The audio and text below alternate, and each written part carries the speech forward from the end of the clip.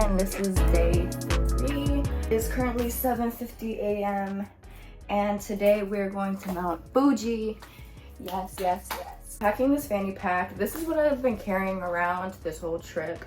But I need to buy a tote bag. I didn't bring a tote bag because I didn't need one, especially when I'm in Bali, and it's just, I was wrong. I'm gonna bring this, and then I'm going to clip on this bag. This bag is my camera, my Wi-Fi router, my portable charger, my gimbal for my phone to like take videos, and this cute little fan. This is the cutest thing ever. And it has 2 speeds. And then in the little fanny pack, I have a bunch of change and cash. Well, I have mostly change and some cash. A passport, which has my room key and also the Tokyo 72-hour pass.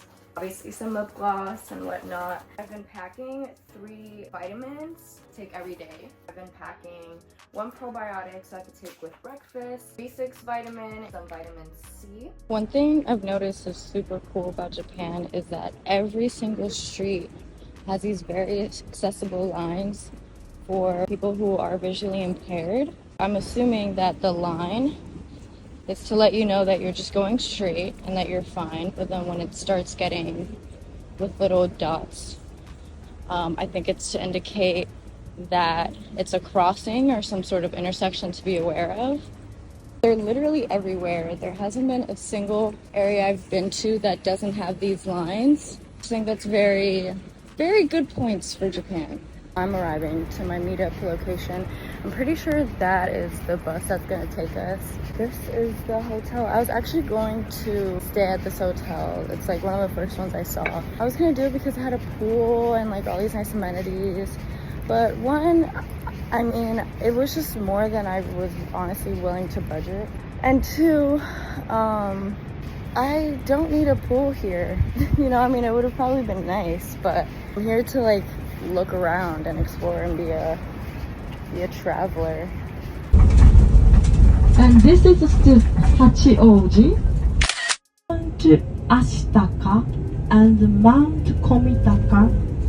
2 mountains were emerged by the eruption of the land magma. The drive up to the first plane of Mount Fuji, like where all of the pit stops are, bathrooms, etc., was about 4 hours, I think, from our meeting point. Then there were these little shops, so we just kind of looked around while everyone went to the bathroom, took some pictures, and then we went to our next stop, which was where we were having lunch and a little performance.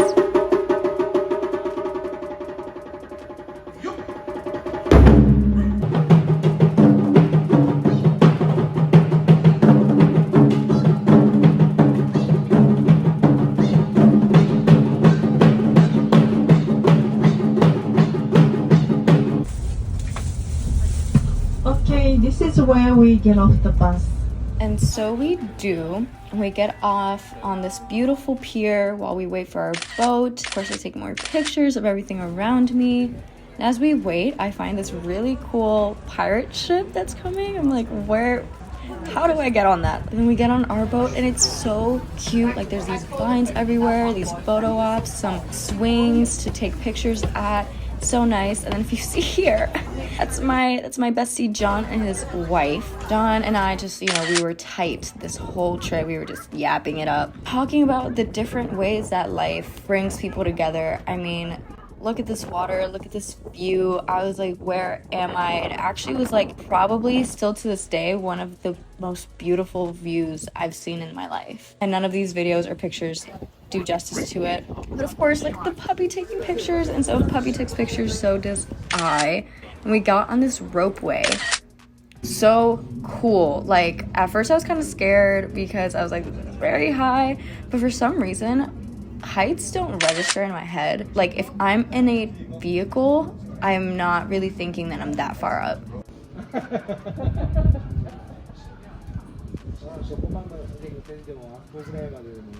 Here's John again. We're just walking up to this other shrine. I feel like I'm not using the right word, but I'm going to use the word shrine. And it was, wow, like another view that is just so unforgettable. Some more pictures that I took, and come enjoy it with me for a second in silence.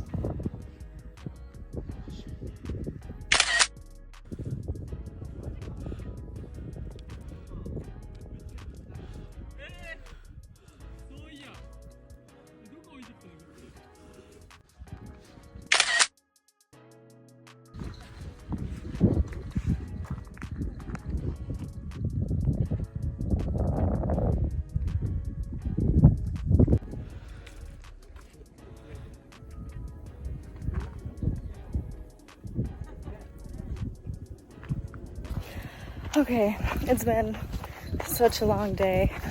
We've been on trains, we've been on buses, we've been on a rope, what's it called? Ropeway. Mount Fuji is kind of hiding, but look at her.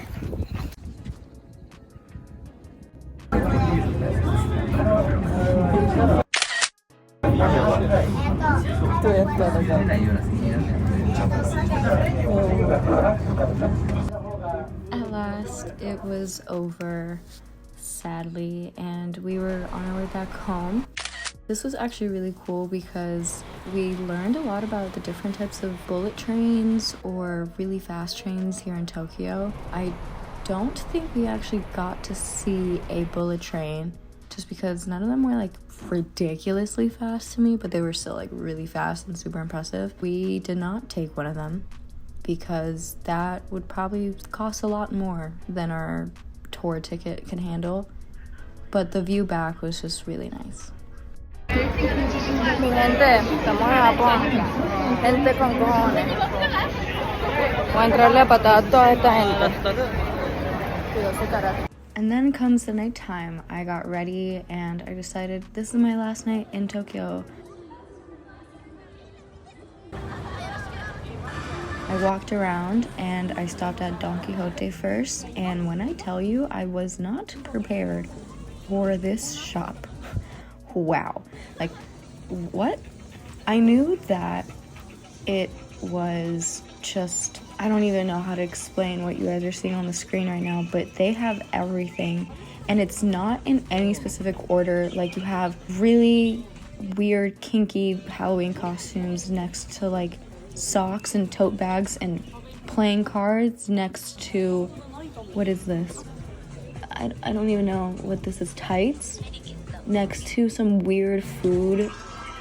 I'm not gonna say weird, but like weird packaging for sure, which is then next to like hair stuff and lotion and shampoo, and next to some wrestler, like sumo wrestler items. I don't really know what I was looking at. Oh, also they have a whole designer section. I wonder if this is real designer. I'm assuming it is, but I also don't know how brand privacy protection laws work abroad. Anyways, I kept walking around after I bought some few things, including a tote bag. And then it was the daytime and it was time to check out, and I had laundry to do, so I did that in the same hotel. And in the meantime, I decided to go to Ginza, which is like the designer district where all of the like nice bougie designer upscale stores are. And then when I was done, I walked into a shop and they had a sign in front of it, and I didn't know what the sign said. I walked in and he was like, "Do you speak Japanese?" I don't know why that was a British accent, but he was like, "Do you speak Japanese?" And I was like, "No." And he goes, "Okay, get out." And I was like, oh, this is the isolationist, xenophobic part of the country. Which honestly, like, I don't want to say I get it, but I'm in your country. I should speak your language. So, fine. I went next door anyways, and I got some really yummy food, and that was that. And then I headed to the airport, off to my next stop, which at that point was Ho Chi Minh City.